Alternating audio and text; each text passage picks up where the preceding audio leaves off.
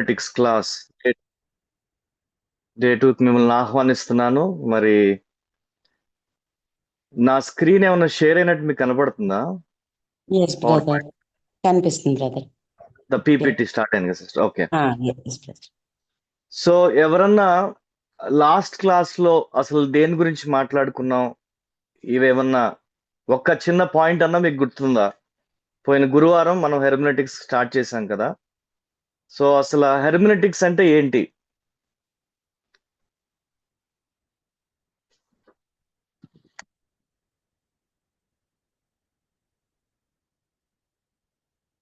మాట్లాడరండి ఎవరు కూడా?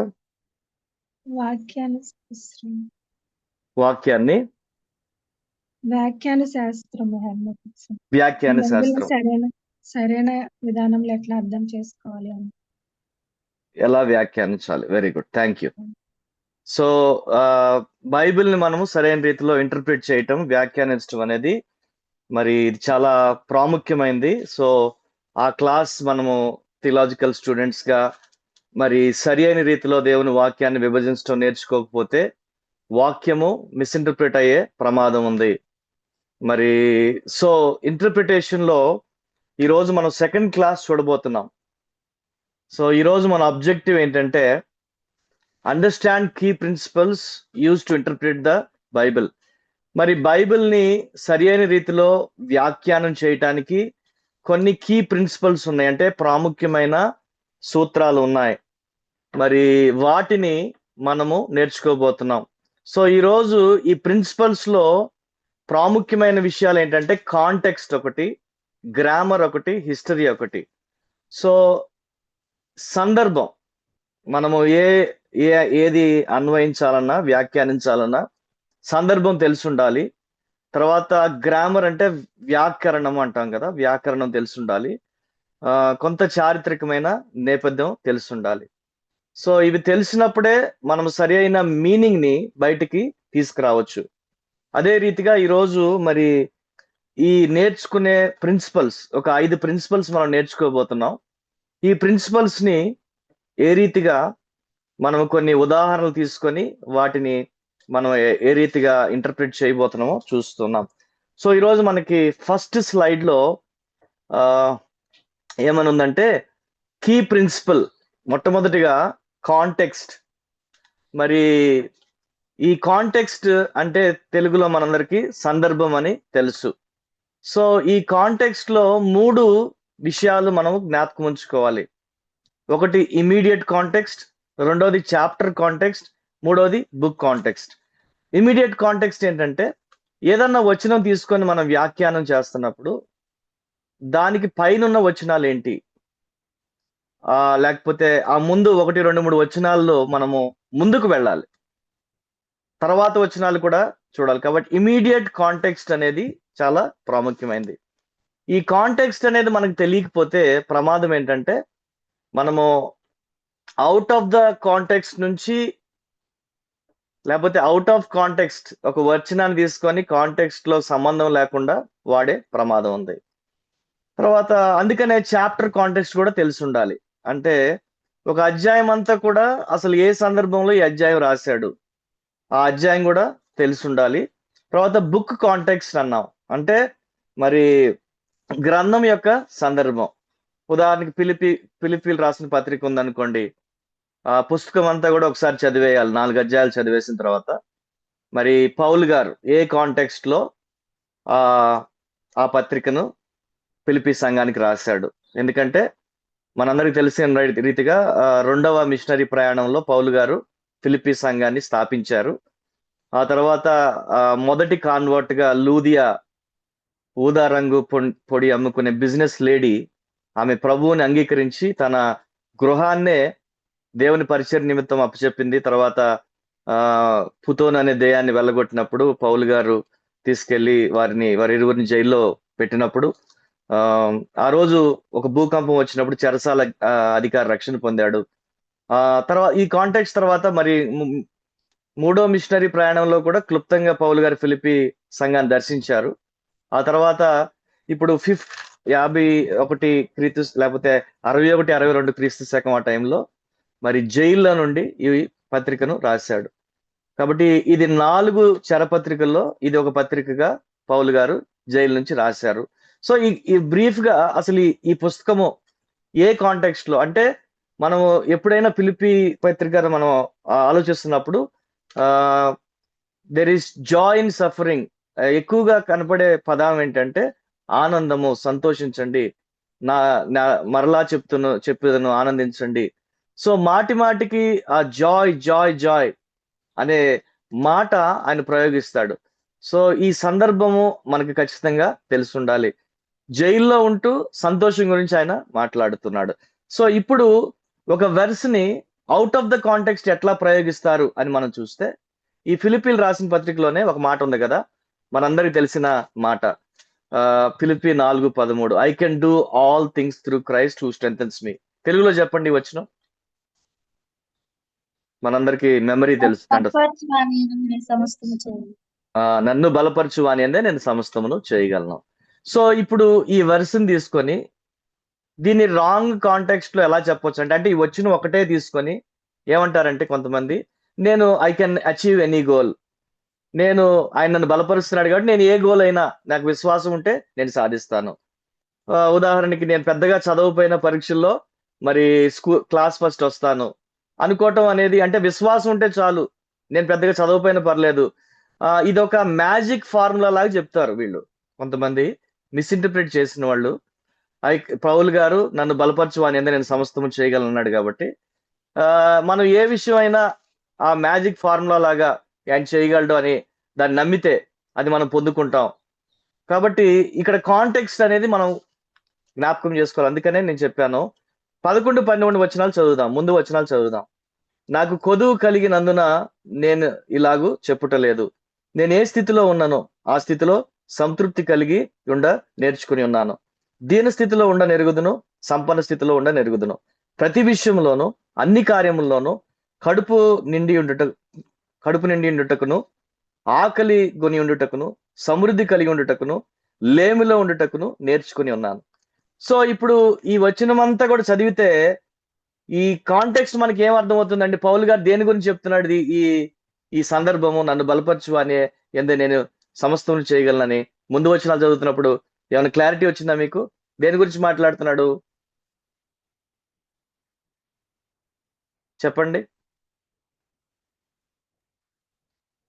అంటే నేను ఏ స్థితిలో ఉన్నానో దాంట్లో సంతృప్తి కలిగి ఉంటాను.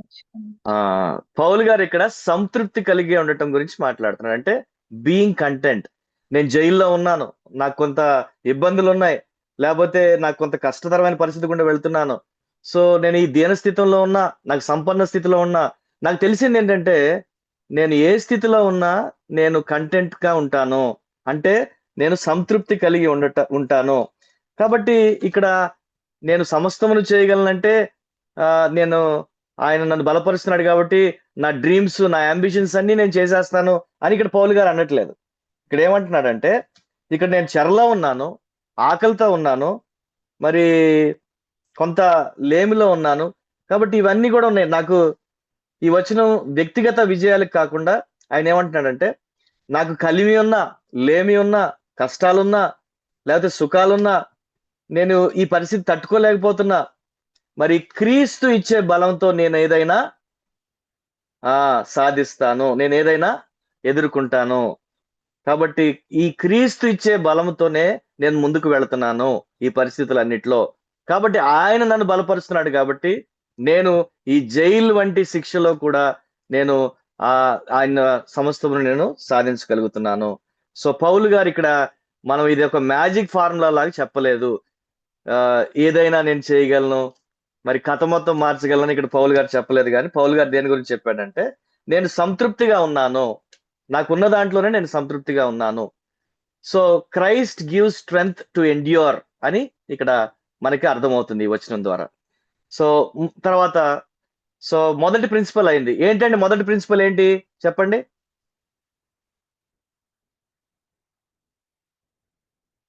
ఇంటర్ప్రిటేషన్ లో మొదటి ప్రిన్సిపల్ మనం ఏమి నేర్చుకున్నాము? ఫాల్స్ గా ఇంటర్ప్రిట్ చేయకూడదు బ్రదర్. సారీ, ఎవరిని ఒకరు చెప్పండి. చెప్పండి నాకు ఆడిబుల్ గా లేదు. ఎటువంటి పరిస్థితులన్నా సంతృప్తి కలిగి ఉండటం నేర్చుకున్నాను. నన్ను సో బలపరుచున్నానని మొదటి చేస్తాను. ప్రిన్సిపల్ దేని గురించి చెప్తుంది? కాంటెక్స్ట్ ఇంటర్ప్రిటేషన్, గురించి. కాంటెక్స్ట్ గురించి చెప్తుంది. ఫాల్స్ సో కాంటెక్స్ట్ చేయకూడదు, real context. Out of the context verse ని తీసి మనము వాడకూడదు. ఆ సందర్భంలో ఎక్కడ ఎందుకు వాడాడు గ్రంథకర్త దాన్ని తెలుసుకొని దాన్ని కరెక్ట్ గా మనం ఇంటర్ప్రిట్ చేయగలగాలి. సో ఇప్పుడు నేను రెండో ప్రిన్సిపల్కి వెళ్తున్నాను, ఏంటంటే హిస్టారికల్ బ్యాక్గ్రౌండ్.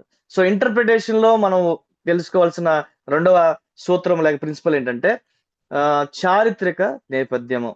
సో ఆ చారిత్రక నేపథ్యంలో మనం ఏం చూస్తామంటే అసలు ఆ ఏ ఆథర్ ఎవరు, ఎవరికి రాస్తున్నాడు, ఏ సందర్భంలో రాస్తున్నాడు, ఏ టైం పీరియడ్ లో రాస్తున్నాడు, అప్పుడున్న పొలిటికల్ సిచ్యువేషన్ ఏంటి, అప్పుడుండిన ఆ సంఘంలో జరుగుతున్న ఏదైనా ప్రాబ్లమ్స్ ఏమైనా ఉన్నాయా, మరి ఇటువంటివన్నీ కూడా మనము ఈ హిస్టారికల్ బ్యాక్గ్రౌండ్ లో మనం నేర్చుకోవాలి. సో ఎందుకు రాశాడు, ఒక హిస్టారికల్ బ్యాక్గ్రౌండ్ మనకు తెలియకుండా మనం అవుట్ ఆఫ్ ద కాంటెక్స్ట్ తీసుకొని మనం ఇప్పుడు సిచ్యువేషన్స్ కి మనం ఎప్పుడు కూడా దాన్ని ఇంటర్ప్రిట్ చేయకూడదు. సో మనకి కావాల్సిన రీతిగా ఎప్పుడు కూడా వాక్యాన్ని తీసుకొని మన సొంతగా దాన్ని మలచడం అనేది కరెక్ట్ కాదు. గ్రంథకర్త ఆ టైంలో ఆ కాంటెక్స్ట్ లో ఆ సంఘానికి ఎందుకు రాశాడు, అప్పుడున్న పరిస్థితులు ఏంటి, సో దాని నుంచి ఇప్పుడు నేను ఎలా దాన్ని ఇంటర్ప్రిట్ చేసుకొని నా సంఘానికి, నా గ్రూప్ కి నేను ఎలా దాన్ని టీచ్ చేయాలి. So knowing historical background is very important. ఇక్కడ కూడా నేను ఒక ఎగ్జాంపుల్ తీసుకొని మీకు చెప్దాం అనుకుంటున్నాను. మనందరికీ తెలుసు కొరింథీ సంఘం ఎవరు రాశారు? కొరింథీలకు రాసిన పత్రిక. కొరింథీలు రాసిన పత్రిక పౌలు గారు మరి 3వ మిషనరీ ప్రయాణంలో ఆయన రాయటం జరిగింది. క్రీస్తు శకము 53-55 ఆ టైంలో ఈ ఉత్తరాన్ని కొరింథీ చర్చ్ కి రాశాడు. మరి క్లోయి అనే ఇంటి వారు పౌలు గారికి కొన్ని విషయాలు ఉత్తరం రూపంలో తెలిపారు. అంటే కొరింథీ చర్చ్ లో ఉండిన సమస్యల గురించి కొన్ని క్లోయి ఇంటి వారు పౌలు గారికి ఒక ఉత్తరం రూపంలో తెలిసినప్పుడు దానికి కౌంటర్ గా రాస్తూ, అంటే ఈ సంఘంలో ఉన్న పరిస్థితులని అడ్రస్ చేస్తూ ఆ కొరింథీ రాసిన మొదటి పత్రిక రాయటం చదివింది. అందుకనే అక్కడ ప్రాబ్లమ్స్ ఉన్నాయి. కొరింథీ సంఘంలో అనేకమైన ప్రాబ్లమ్స్ ఉన్నాయి. ఎటువంటి ప్రాబ్లమ్స్ ఉన్నాయి? డివిజన్స్ ఉన్నాయి. అంటే కొంత నేను ఫలానా వారిని అని కొన్ని గ్రూపులుగా వారు విడిపోయారు. సో ఇక్కడ కొంత సంఘంలో విభజన ఉంది, తర్వాత డిజార్డర్ ఉంది, డివిజనే కాదు డిజార్డర్ ఉంది. మరి క్రమము కోల్పోయి మరి ఆహార విషయంలో వాళ్ళకి ఎట్లా కాబట్టి ఆహార విషయాల్లో కొన్ని వాళ్ళకి కొన్ని డౌట్స్ ఉన్నాయి, తర్వాత వివాహ విషయాల్లో కొన్ని డౌట్లు ఉన్నాయి. ఇవన్నీ కూడా ఆర్డర్ గా చేయట్లేదు. అన్నిటికంటే ముఖ్యంగా ఇమ్మారాలిటీ అంటే అనైతికమైన కార్యక్రమాలు సంఘంలో జరుగుతూ ఉన్నాయి. తర్వాత ఆత్మీయ వరాలు కూడా సంఘంలో దుర్వినియోగం చేయబడుతున్నాయి. ఇవన్నీ కూడా పౌలు గారి దృష్టికి వచ్చినప్పుడు మరి ఇవన్నీ కూడా హెచ్చరిస్తూ సంఘానికి ఆయన రాస్తూ, మరి ఇక్కడ ఈ చారిత్రక నేపథ్యం అనేది మనకు తెలియాలి.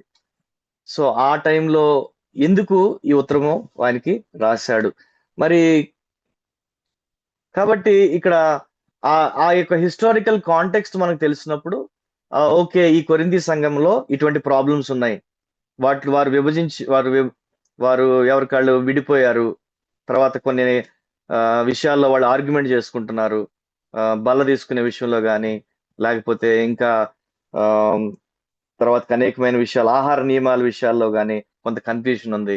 సో ఆ కాంటెక్స్ట్ లో రాశాడని చెప్పి దానికి తగ్గట్టుగా మనము దాన్ని ఇంటర్ప్రిట్ చేయటం కుదురుతుంది. సో రెండవదిగా మనం నేర్చుకున్నది ఏంటంటే హిస్టారికల్ కాంటెక్స్ట్ మనము నేర్చుకున్నాము. మూడవదిగా గ్రామర్. కాబట్టి ఇది కూడా one of the key principles. So వ్యాకరణం అంటున్నాం తెలుగులో. మనము కొన్ని విషయాలు మనం ఇంటర్ప్రిట్ చేసేటప్పుడు, వ్యాఖ్యానం చేసేటప్పుడు కొన్ని విషయాన్ని దృష్టిలో పెట్టుకోవాలి. ఇక్కడ 4 విషయాలు మనము దృష్టిలో పెట్టుకోవాల్సినవి ఇక్కడ మన పవర్ పాయింట్ లో చూస్తున్నాం. ఒకటి ఏంటంటే వర్బ్ టెన్స్, రెండోది key words, sentence structure, repeated words. Verb tense అంటే ఏ టెన్స్ లో ఆ యొక్క క్రియ ప్రయోగించబడింది. ఒకవేళ అది పాస్ట్ టెన్సా, ప్రజెంట్ టెన్సా, ఈ విధంగా ఏ టెన్స్ లో ప్రయోగించబడింది. మరి కీవర్డ్స్ ఏంటి? ఆ ప్యాసేజ్ లో మనం చదువుతున్నప్పుడు మనకి కొన్ని కీవర్డ్స్ బయటకు వస్తూ ఉంటాయి. ఆ కీవర్డ్స్ మూలముగా ఆ ప్యాసేజ్ ని ఏ ఏమి ఏ ఏ డైరెక్షన్ లో రచయిత రాశాడు అనేది కూడా మనం అర్థం చేసుకోవచ్చు. సో సెంటెన్స్ స్ట్రక్చర్, మరి ఏ పదముకైనా క్రియకు ముందు వాడబడితే అది ప్రాముఖ్యం అవుతుంది. అంటే ఒక క్రియకు ముందు ఏ పదాన్ని వాడినా తెలుగులో ఆ అరేంజ్మెంట్ మనం చూసినప్పుడు అది అది ప్రాముఖ్యమైన విషయంగా అక్కడ పరిగణించబడుతుంది. తర్వాత రిపీటెడ్ వర్డ్స్ కదా, కొన్నిసార్లు మరలా కొన్ని మాటలు పునరావృతం అవుతా ఉంటాయి.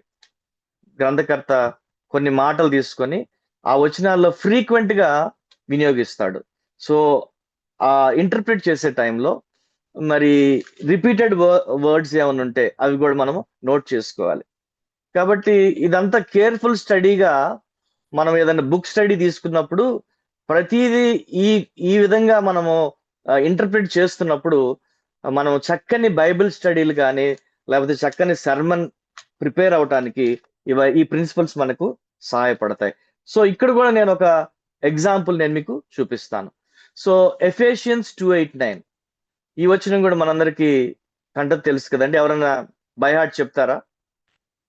ఎఫెసియన్స్ 2:8-9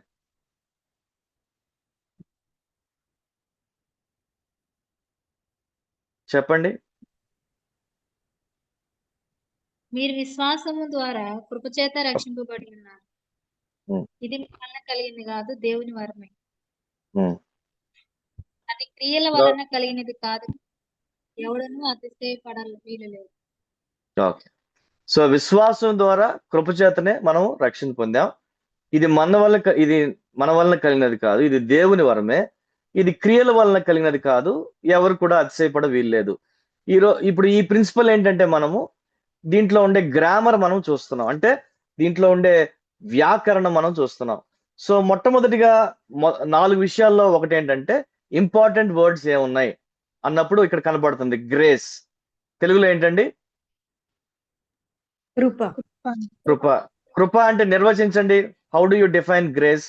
కృపను ఎలా నిర్వచిస్తాము?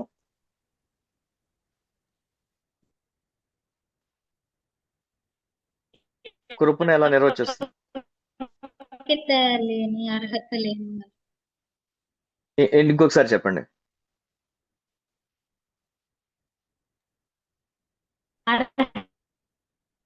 నా నెట్ స్లోగా ఉందా, మీ నెట్ స్లోగా ఉందా? నాకు అర్థం కావట్లేదు.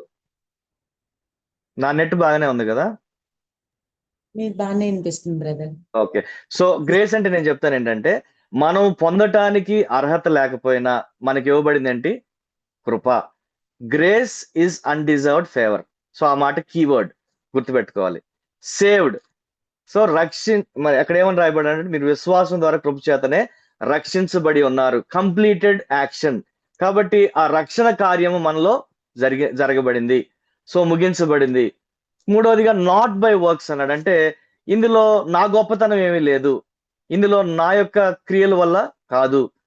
కాబట్టి సాల్వేషన్ ఇస్ నాట్ ఎర్న్డ్. అంటే రక్షణ అనేది ఎప్పుడు కూడా మన సొంత పనుల ద్వారా మనం చేసే మంచి కార్యాలు బట్టి ఈ లోకంలో ఎవరు కూడా రక్షించబడలేదు. సో రక్షణ అనేది ఏంటి? మనం విశ్వాసం ద్వారా కృపచేతనే రక్షించబడ్డాం. సో ఈ వర్సెస్ మనకి ఇట్లా అర్థమవుతున్నాయి. అయితే దీంట్లో గ్రామర్ అంటే వ్యాకరణ పరంగా 4 విషయాలు మీకు గుర్తుంచుకోమని చెప్పాను. రెండవదిగా వర్బ్ టెన్స్. సో ఇది ఏ టెన్స్ లో, ఉదాహరణకి రక్షించబడి ఉన్నారు అనేది ఇంగ్లీష్ లో ఏ టెన్స్ లో ఉందో ఎవరైనా చెప్తారా? రక్షించబడి ఉన్నారు. Present tense. పాస్టా ప్రెసెంటా? మీరు డిసైడ్ అయ్యి చెప్పండి. Past tense. ఓకే. నేనేమంటానంటే ఇది రక్షించబడి ఉన్నారు, ఇది ప్రజెంట్ పర్ఫెక్ట్ టెన్స్. అంటే వర్తమాన పరిపూర్ణ కాలం. ఎందుకు రక్షించబడి ఉన్నారు ఇది ప్రజెంట్ పర్ఫెక్ట్ టెన్స్ అంటే రక్షించబడ్డారు అనకుండా రక్షించబడి ఉన్నారు అంటే ఇక్కడ రెండు విషయాలు జరుగుతున్నాయి. ఒకటి ఏంటంటే రక్షణ కార్యం అనేది ముగించబడింది, అయితే మనలో ఇంకా ఆ రక్షణకి కావాల్సింది కొనసాగించబడుతుంది. అంటే సాల్వేషన్ అయితే కంప్లీట్ అయింది, అయితే మనం అనుదినము రక్షించబడుతున్నాం. దేని నుంచి అంటే ఈ పాపభూయిష్టమైన లోకంలో మనము అనుదినము మరి పాపంలోనికి పడకుండా రక్షించబడుతున్నాం. సో దీన్ని ఏమన్నాం అంటే ప్రజెంట్ పర్ఫెక్ట్ టెన్స్ అన్నాం. సో ఆ విషయం అంటే ఏ టెన్స్ లో ఉంది అదొకటి. తర్వాత దీంట్లో ఉన్న మూడోదిగా ఏం చెప్పానంటే సెంటెన్స్ స్ట్రక్చర్. మరి ఇక్కడ ఈ యొక్క నిర్మాణంలో మనం చూస్తే ఈ వచనంలో ఇది క్రియల వలన కలిగినది కాదు అంటే కాదు అనే పదము చివరిలో వాడబడింది. అంటే దాని ముందేమన్నాడు, మీరు విశ్వాసం ద్వారా కృపచేతనే రక్షించబడి ఉన్నారు అంటే అక్కడ ఎంఫసిస్ రక్షణ కార్యము దేంట్లో ఉందంటే విశ్వాసం ద్వారా కృపచేతనే. కాబట్టి ఇందులో క్రియలకు తావు లేదు, కాబట్టి క్రియల వల్ల కాదు అని చివరిలో ఆ మాట పెట్టాడు. సో ఈ యొక్క సెంటెన్స్ స్ట్రక్చర్ కూడా మనము చూడాలంటే ఇది మానవ ప్రయత్నాల వల్ల రక్షణ వచ్చింది కాదు. సో రక్షణ విశ్వాసము ద్వారా కృపచేతనే, బై గ్రేస్ త్రూ ఫెయిత్ కాదు అని చెప్తున్నాడంటే ఇందులో క్రియలకు తావు లేదు. సో ఈ సెంటెన్స్ స్ట్రక్చర్ వల్ల కూడా ఈ రక్షణ అనే ఒక కీవర్డ్ ని మనం కరెక్ట్ గా అర్థం చేసుకోవటానికి ఈ యొక్క వాక్య నిర్మాణాన్ని కూడా మనము గమనించాలి. తర్వాత ఇందులో రిపీటెడ్ వర్డ్స్ ఏం కనపడుతున్నాయి మనకి, విశ్వాసం ద్వారా కృపచేతనే రక్షించబడి ఉన్నారు. చెప్పండి, ఇందులో రిపీట్ అయిన వర్డ్స్ ఏమైనా ఉన్నాయా ఈ రెండు వచనాల్లో? కాదు కదా, కాదు అనే మాట మీ వలన కలిగినది కాదు, ఇది క్రియల వలన కలిగినది కాదు. కాబట్టి ఆ కాదు కాదు అన్నప్పుడు దాంట్లో మనం అర్థం చేసుకోవాల్సింది ఏంటంటే ఇందులో మనం అతిశయపడటానికి ఏదీ లేదు. తర్వాత రక్షణకు సూచిస్తే ఏమన్నా వాడాడంటే అది క్రియల వల్ల అంటే రక్షణ క్రియల వలన కలిగినది కాదు, ఇది అది క్రియల వలన కలిగినది కాదు, ఇది మీ వలన కలిగినది కాదు. కాబట్టి ఈ మాటల ద్వారా మనము దేని మీద మనం దృష్టి పెట్టాలో ఆ యొక్క ఫోకస్ కూడా మనకు రిపీటెడ్ వర్డ్స్ వల్ల అర్థమవుతుంది. కాబట్టి మూడోదిగా మనం ఏం చూసామంటే గ్రామర్ ప్రిన్సిపల్, వ్యాకరణము. అందులో 4 విషయాలు, ఇంపార్టెంట్ వర్డ్స్, ప్రాముఖ్యమైన పదాలు, తర్వాత వర్బ్ టెన్స్, క్రియ ఏ కాలంలో వాడబడింది, మూడోదిగా సెంటెన్స్ స్ట్రక్చర్, వాక్యం యొక్క నిర్మాణము, నాలుగోదిగా రిపీటెడ్ వర్డ్స్ అంటే పునరావృతమైన పదాలు. సో నేను ఇప్పుడు 4వ ప్రిన్సిపల్ కి వెళ్తున్నాను. 4వ ప్రిన్సిపల్ ఏంటంటే లేఖనములను పోల్చి చూచుట. సో మనకి కామన్ గా బ్లైండ్ గా తెలిసిన రూల్ ఏంటంటే బైబిల్ ఇంటర్ప్రిట్స్ ఇట్ సెల్ఫ్. అంటే బైబిల్ తనకు తానుగా ఇంటర్ప్రిట్ చేసుకుంటుంది. అంటే వాక్యమే వాక్యాన్ని ఇంటర్ప్రిట్ చేసుకుంటుంది.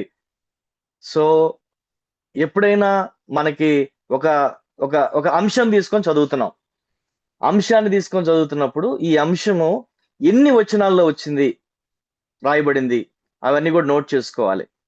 సో ఆ వచనాన్ని ఎన్నిసార్లు వచ్చిందని నోట్ చేసుకున్నప్పుడు దాంట్లో ఉండిన కీవర్డ్స్ ని బట్టి లేకపోతే అంశాన్ని మనము కొన్ని కష్టమైన విషయాలు మనము అర్థం చేసుకోవచ్చు. సో దీనికి కూడా ఒక ఉదాహరణ మనము చూస్తున్నాం. ఉదాహరణకి ఇప్పుడు చదివిన ఎఫెసియన్స్ 2:8-9 లో మరి రక్షణ అనేది కృప ద్వారానే, విశ్వాసము ద్వారా కృప చేతనే అన్నాం. సో ఇక్కడ ఫెయిత్ అండ్ వర్క్స్ వీటి మధ్యలో ఉండిన వ్యత్యాసం ఏంటో నేను తెలుసుకోవాలనుకుంటున్నాను. కాబట్టి రక్షణ జరగటానికి, మన జీవితంలో మనం రక్షింపబడటానికి అది విశ్వాసము ద్వారా కృపచేతనే అని పౌలు భక్తుడు ఎఫెసీ సంఘానికి రాశాడు. అదే రీతిగా యాకోబు భక్తుడు 2:17 ఏం చెప్పాడంటే క్రియలు లేని విశ్వాసము మృతము అన్నాడు. సో ఇక్కడ కామన్ గా నాకు తెలిసింది ఏంటంటే 2వ అధ్యాయం 8-9లోనేమో నేను రక్షించబడటానికి నా క్రియలతో పని లేదు, నాలో విశ్వాసం ఉంటే చాలు, ఆయన కృప ద్వారా నేను రక్షించబడుతున్నాను. అయితే నేను నాలో విశ్వాసం ఉంది అని నేను చెప్తున్నాను. నాలో విశ్వాసం ఉంది నేను చెప్పినప్పుడు నేను కనబరుచుకోవాలి కదా ఆ విశ్వాసాన్ని కనబరుచుకోవాలంటే ఇక్కడ యాకోబు భక్తుడు చెప్తాడు, ప్రియమైన సహోదరుడా, మరి క్రియలు లేనప్పుడు ఎవరికైనా తనకు తాను విశ్వాసం కలదని చెప్పిన యెడల అది ఏం ప్రయోజనము అని యాకోబు అంటాడు. దానికి ఉదాహరణగా ఏం చెప్తాడంటే, ఒక సహోదరుడు కనపడ్డాడు, అతనికి వేసుకోవడానికి సరైన బట్టలు లేవు, లేకపోతే తినటానికి సరైన భోజనం లేదు, మీ దగ్గర పెట్టే స్తోమత ఉంది, ఎంతో కొంత చిన్న టిఫిన్ అయినా కొనిచ్చగలరు, లేకపోతే అంటే మీ సహోదరుడు కాబట్టి చెప్తున్నా, అంటే సంఘంలో తెలిసిన విశ్వాసే అనుకుందాం, ఒక ఆయన వేసుకోవటానికి బట్టలు సరిగ్గా లేవు, లేకపోతే తినటానికి సరైన భోజనం కూడా లేదు, మీ దగ్గర పెట్టే స్తోమత ఉండి మీరు, నా సహోదరుడా మీరు బాగా భక్తిపరులాగా ఒకవేళ సమాధానంగా మీరు వెళ్ళండి, లేకపోతే తృప్తి పొందండి, అలాంటి మాటలు చలి కాచుకోండి అని చెప్పారు అనుకోండి, దానివల్ల ఆ సహోదరుడికి ఏమైనా ఆదరణ దొరుకుతుందా? దానివల్ల ఏమైనా ప్రయోజనం ఉందా? కాబట్టి మాటలు చెప్పటం వల్ల ప్రయోజనం లేదు. నాలో విశ్వాసం ఉందంటే నాలో ఏముండాలండి? యాకోబు ప్రకారం క్రియలు ఉండాలి. క్రియలు ఉండాలి. క్రియలు ఉండాలి. సో నాలో విశ్వాసం ఉందని నేను ప్రూవ్ చేసుకోవటానికి ఏదన్నా మంచి క్రియలు ఉండాలి. True faith produces good works అన్నాడు, but works do not earn salvation. కాబట్టి నాలో నిజమైన విశ్వాసం ఉంది అని కనబరుచుకోవటానికి నాకు చేతనైనంత వరకు నేను మంచి క్రియలు చేస్తే చాలు, అంతేగాని నా మంచి క్రియలు ఎప్పుడు కూడా నాకు రక్షణ అనేది తీసుకొని రాదు. సో ఈ ప్రిన్సిపల్లో మనం ఏం నేర్చుకుంటున్నామంటే, స్క్రిప్చర్ ఈజ్ ఇంటర్ప్రిటింగ్ స్క్రిప్చర్. వాక్యాన్ని ఇంటర్ప్రిట్ చేస్తుంది, వ్యాఖ్యానం చేస్తుంది. సో దాంతో లాస్ట్ ప్రిన్సిపల్ మనం వచ్చేసాం ఈరోజు. ప్రోగ్రెసివ్ రెవల్యూషన్, ఇది ఒక చక్కని మాట. మనం ఎప్పుడు కూడా ఇలాంటి మంచి మంచి పదాలు లేకపోతే టర్మినాలజీ జ్ఞాపకం ఉంచుకోవాలి. దీని ఏమనంటే క్రమక్రమ ప్రత్యక్షత. So God reveal truth gradually through history. దేవుడు చరిత్రలో ఒకేసారి అన్ని విషయాలు మనకి ప్రత్యక్షపరచకుండా మరి క్రమక్రమంగా కొన్ని విషయాలు బయలుపరిచాడు. ఒక మంచి స్టేట్మెంట్ ఎప్పుడన్నా మీరు విన్నారేమో అనుకుంటున్నాను, ఏంటంటే the new testament is in the old concealed and the old testament is in the new revealed. అంటే దాని అర్థం ఏంటంటే, నూతన నిబంధన పాత నిబంధనలో ఎలా చేయబడింది అంటే దాచబడి ఉంది.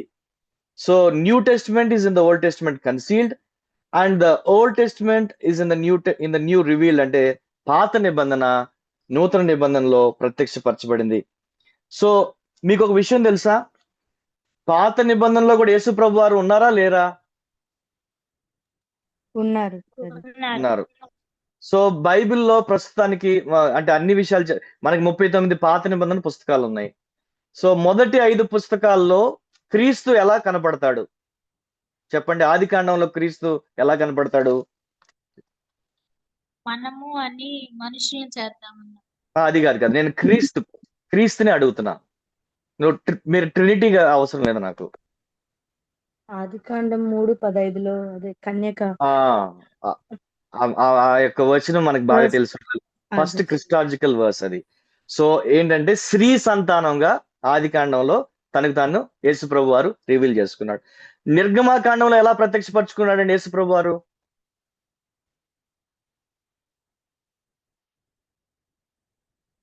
పామును పైకెత్తినప్పుడు ఇత్తడి సర్పం అంటే క్రీస్తు కూడా సిలువ వేయబడతారు అలా. సో దాన్ని ఎట్లా చెప్పొచ్చు అంటే పస్కా పశువుగా ప్రత్యక్షపరచుకున్నాడు. Is our Passover lamb. Okay, లేవి కాండంలో ఎలా ప్రత్యక్షపరచుకున్నాడు?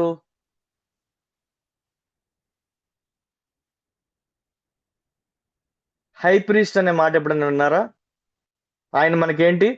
ప్రధాన యాజకుడు. ఆయన మన ప్రధాన యాజకుడు.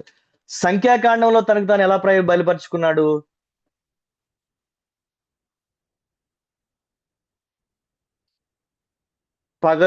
పగలు మేఘస్తంభమే, రాత్రి అగ్నిస్తంభంగా బయలుపరుచుకున్నాడు. ద్వితీయోపదేశ కాండంలో ఎలా బయలుపరుచుకున్నాడు? మోషే కంటే శ్రేష్ఠుడు, అంటే గొప్పవాడైన ప్రవక్తగా బయలుపరుచుకున్నాడు. సో ఏ పుస్తకం మనం తీసుకున్నా పాత నిబంధనలో కానీ నూతన నిబంధనలో కానీ అన్ని పుస్తకాల్లో క్రీస్తు ఉంటాడు, ఆది కాండం నుంచి ప్రకటన వరకు. సో పాత నిబంధన, ఉదాహరణకి పాత నిబంధన ఏం చెప్తుందంటే, ఇప్పుడు ఒక ఎగ్జాంపుల్కి వెళ్తున్నాను. సో బలులు తెలుసు కదంటే, పాత నిబంధన అన్ని కూడా మనం ఏం చూస్తామంటే బలులు చూస్తాం.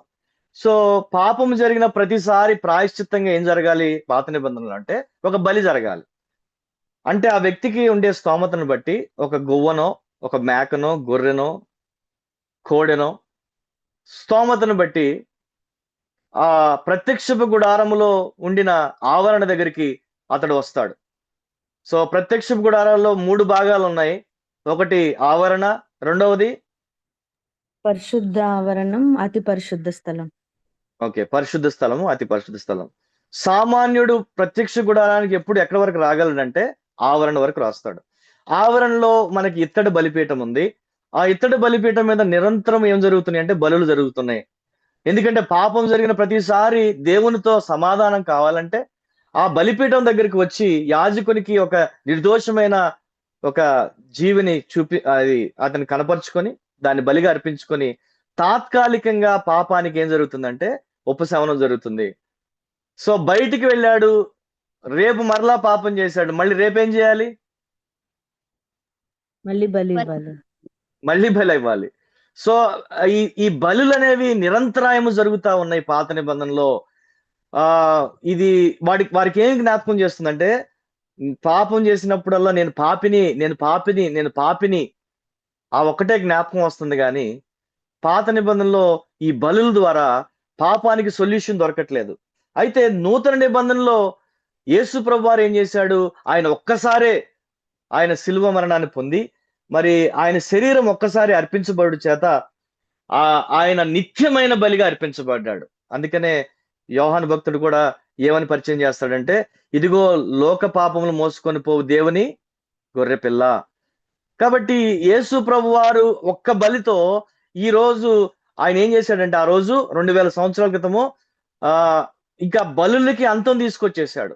ఈ రోజు నీవు నేను పాపం చేస్తే మరలా మనం వెళ్ళి పాస్టర్ గారికి కనపరుచుకొని ఏమన్నా బలి అర్పించాల్సిన అవసరం ఉందా? లేదు కదా. యేసు ప్రభు వారి బలి, ఆయన ద్వారా ఆయన మన యొక్క పాస్ట్ సిన్స్, మన ప్రజెంట్ సిన్స్, మన ఫ్యూచర్ సిన్స్ అవన్నీ కూడా ఆ రక్త ప్రోక్షణ కింద మనము కడగబడి ఉన్నాము. కాబట్టి ఇంకా జంతు బలి, అందుకనే హీబ్రూస్ లో కూడా 10 అంటాడు, ఆ మాటల గురించి చెప్తాడు. కాబట్టి యేసు ప్రభు వారు పాత నిబంధన బలికి ఆయన సాదృశ్యంగా ఉన్నాడు. అంటే పాత నిబంధనలో ఒక టైపాలజీగా, ఒక ఛాయిగా, ఇదిగో ఇప్పుడు బలులు జరుగుతున్నాయి, నిర్దోషమైనది ఒక కోడో మేకో చనిపోతుంది, కానీ ఒక టైం రాబోతుంది యేసు ప్రభు వారే మనందరి కొరకు ఒక పస్కా పశువుగా ఆయన మరణిస్తాడు. సో ఇక్కడ ఏం దొరికింది మనకి? ప్రోగ్రెసివ్ రెవల్యూషన్ దొరికింది. అంటే క్రమక్రమంగా మనము ప్రత్యక్షత చూస్తున్నాం. పాత నిబంధన వాళ్ళకేమో బలుల వరకు తెలుసు. నూతన నిబంధనలో ఉన్న విశ్వాసులు, నూతన నిబంధనలో ఉన్న క్రైస్తవ సంఘంగా ఓకే, ఈ బలులన్నీ కూడా యేసు ప్రభు వారిని సూచిస్తున్నాయి. యేసు ప్రభు వారే మనందరికీ ఆయన పాపమెరుగని దేహంలో నిత్యమైన బలిగా అర్పించబడ్డాడు. సో ఇప్పుడు వరకు కూడా మనం 5 ప్రిన్సిపల్స్ మనము చూసాం. మరి మొట్టమొదటి దాంట్లో కాంటెక్స్ట్ గురించి మనం తెలుసుకున్నాం. అంటే చారిత్రక నేపథ్యం అది ఎంత అవసరం. మరి చారిత్రక నేపథ్యం ద్వారా మనము ఏ వచనాన్నైనా అవుట్ ఆఫ్ కాంటెక్స్ట్ చెప్పకుండా సహాయపడుతుంది అని మనం తెలుసుకుందాం. రెండవదిగా హిస్టారికల్ బ్యాక్గ్రౌండ్ మనకి చాలా ప్రాముఖ్యమైనది. ఎందుకంటే ఈ చారిత్రకమైన నేపథ్యం, ముందు సందర్భం, రెండోది చారిత్రక నేపథ్యము, మూడోది గ్రామర్ క్లారిఫైస్ మీనింగ్, అంటే వ్యాకరణం ద్వారా అది సరి అయిన అర్థాన్ని మనకి బయటకు తీసుకొని వస్తుంది. నాలుగోదిగా స్క్రిప్చర్ ఎక్స్ప్లెయిన్స్ స్క్రిప్చర్, వాక్యమే వాక్యాన్ని ఇంటర్ప్రిట్ చేస్తుంది. సో దేనికైనా మనకి జవాబు దేవుని వాక్యంలోనే ఉంది. Revolution in Bible progresses over time. కాబట్టి క్రమక్రమ ప్రత్యక్ష ద్వారా ఓటీలో దాగి ఉన్న మర్మాలు నూతన నిబంధనలో మనందరికి కూడా బయలుపరచబడ్డాయి. సో ఈ 5 ప్రిన్సిపల్స్ మీరు నేర్చుకొని మీ యొక్క పర్సనల్ స్టడీలో హెర్మెనెటిక్స్ ఈ ప్రిన్సిపల్స్ అన్ని కూడా మీరు కరెక్ట్ గా మీరు వాడితే మంచి మంచి బైబిల్ స్టడీస్ వ్యక్తిగతంగా మనం సిద్ధపడటానికి మనం పర్సనల్ గా మనం ఎడిఫై అవటానికి మన సంఘంలో ఎక్కడైనా బైబిల్ గ్రూప్ లీడ్ చేయాలనుకున్నా నడిపించాలనుకున్నా ఈ యొక్క స్టడీ అనేది చాలా ప్రాముఖ్యమైనది. కాబట్టి హార్డ్ వర్క్ లేకుండా ఎవరూ కూడా మంచి బైబిల్ టీచర్ అవ్వలేము. దీని వెనకాల చాలా కష్టం ఉంది. సో ఆ కష్టం నువ్వు చెయ్యాలి.